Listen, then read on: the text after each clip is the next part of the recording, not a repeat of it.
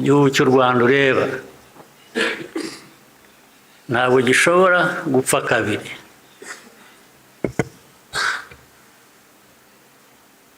Mbere yuko wakwica u Rwanda Ruzakwica.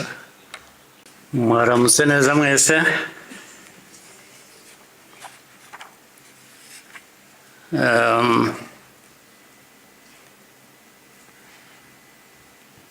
Ngira ngo mpere ku ingingo yo kuvuga ubuhamya Minisitiri Bizimana yatugejejeho. Hari ubundi buhamya burebure burimo amateka akomeye Theoneste namaze kutugezaho. Ibyo twumvise byose bifite aho bishingiye. Ni ukuri abafite uko babihakana cyangwa babihakanya, ngira ngo bafite akazi gakomeye kugira ngo uhindure amateka nk'ayo y'abantu nk'abandi, uyagire uko ushaka, yaba mu gihugu hano byaba hanze, cyane cyane bakunze guhindura aya mateka yacu ku mpamvu zitandukanye.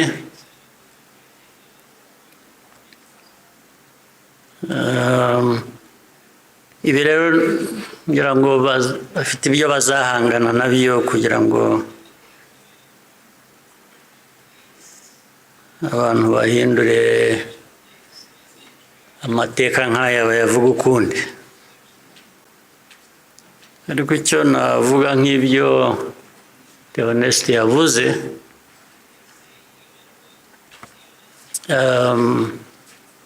ibihe byo birahinduka, ibihe byarahindutse.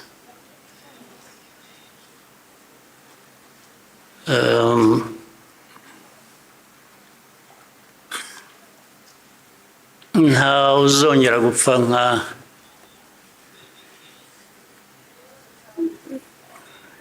nk'uko Theoneste yabivugaga n'abapfuye, cyangwa nawe uko yapfuye. Buriya yarapfuye, kuba ariho ni nko kuzuka, ariko nta wakongera gupfa kuriya. Impamvu kandi mu zindi nyinshi,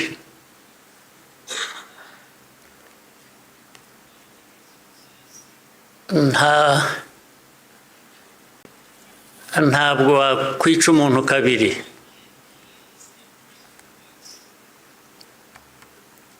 Ubigerageje azakwica mbere yo kumwica.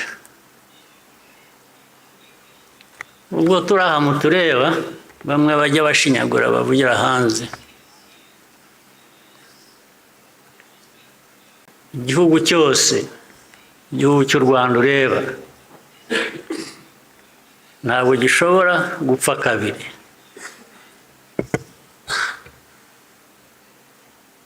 Mbere yuko wakwica u Rwanda Ruzakwica. Ntabwo wakwica abantu kabiri, ntibibaho. Tureba aha ntabwo twapfa kabiri. Ari twe bakuru, ari abana bacu, ntawe uzabica kabiri, ntibishoboka, ntabwo byakunda.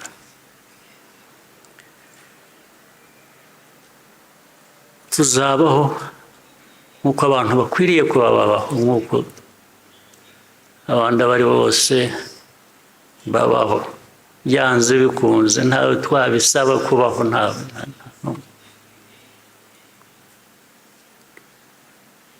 Uko mbivuze uku hari ababyumva ukundi cyangwa hari abazabisubiramo ukundi, ariko uko mbivuze ni uko nguko aba ariko mu gutwara.